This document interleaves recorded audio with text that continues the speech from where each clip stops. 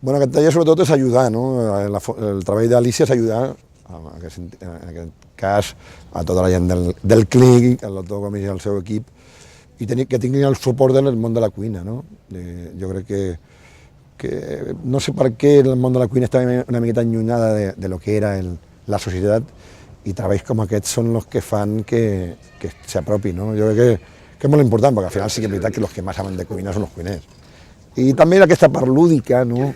Aquesta part lúdica que té el menjar, jo crec que pot ajudar molt a fer una manera, explicar més divertit, d'una manera més divertida, tot el tema de la salut i alimentació. Bé, aquest projecte neix una part per l'interès que tenen diferents persones que treballen al nostre hospital de fer un pas endavant amb el que és la nutrició per a les persones diabètiques i entendre que la nutrició de les persones diabètiques ha de ser absolutament creativa, absolutament integrant el que és la gastronomia moderna i, per tant, tots els plaers de la cuina. I a partir d'aquí doncs, contactem amb Ferran Adrià.